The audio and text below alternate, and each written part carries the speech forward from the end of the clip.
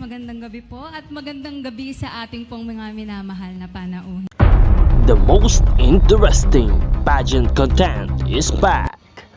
Mel 2204, your pageant blogger host. Subscribe.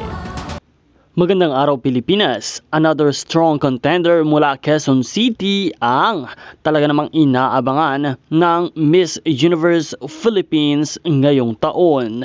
Isa si Miss Lorraine, ang ating pambato ng Miss Universe Philippines Quezon City, ang isa sa pinakamatibay na kalaban ni Tisa Manalo at ng iba pang mga strong contender ng Miss Universe Philippines. Taglay nito ang ganda at galing sa pagsasalita, kung saan hinangaan siya ng mas nakararami at pinaboran upang koronahan siya bilang Miss Universe Philippines Quezon City. And now let's watch her full performance during her Miss Universe Philippines Quezon City. Napakalalim. Ito ang iyong katanungan, Lorraine. Kung may nakita kang bata na nangungutya ng kapwa niya bata, ano ang sasabihin mo dito para maturuan ng aral? Uulitin ko ang iyong tanong, Lorraine. Kung may nakita kang bata na nangungutya ng kapwa niya bata, ano ang sasabihin mo dito para maturuan ng aral? Kung ako po ay nakakita ng bata na nangungutya ng ibang bata, pagsasabihan ko po siya, ngunit tatanungin ko din kung nasaan ang kanyang mga magulang. Dahil naniniwala po ako ng ating mga magulang ay ating mga unang guro. Kung kaya't ang batang iyon marahil ay naririnig ang mga pangungutya mula sa kanyang mga magulang. Kung makakausap ko po ang magulang na ito, pagsasabihan ko po na turuan ang kanyang anak ng magandang puso. Dahil ang magandang puso, bukod po sa pisikal na anyo, ang pinakamahalaga na parte at pinakamahalagang katangian ng isang tao. Maraming salamat po. The South Triangle, Lorraine Ohimba!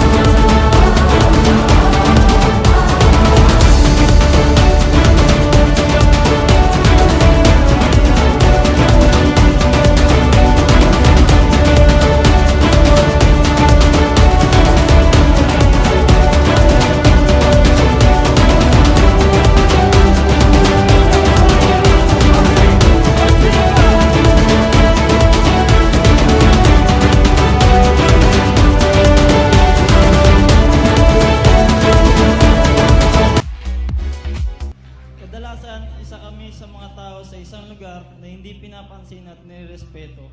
Ano sa tingin mo ang dapat naming gawin o dapat gawin ng mga tao para mabago ito? Una sa lahat, wala kayong dapat gawin dahil lahat ng tao ay karapat-dapat para sa respeto. Ang may dapat gawin ay tayo. Dahil sila po ay hindi nagsisilbi para sa atin, sila ay nagsisilbi para sa bayan. At kung ito po ay ating pahahalagahan, ngayon po tayong lahat ay magkakaroon ng masaya at payapang buhay. Maraming salamat po. In 2012, Miss Universe allowed the participation of transgender contestants. In recent years, it allowed women, married women and mothers, remove the height and age limits. Do you think that inclusivity in pageantry gives unfair attention and advantage to those trying to break typical beauty standards? I believe that no, inclusivity doesn't break any rule in the rules of pageantry and in the rules of beauty, because we are all here to defy beauty standards, and we are all here to showcase the different variations of women. And with that, I would like to leave you with an impactful message tonight. Ang kababaihan ay hindi kailanman madidiktahan o malilimitahan ng lipunan. Maraming salamat po. Your first ever Miss Universe Philippines Quezon City 2024 is Miss South Triangle! Maraming salamat sa iyong panonood at nawa ay patuloy kang umantabay sa channel na ito para sa iba pang updates ng Miss Universe Philippines.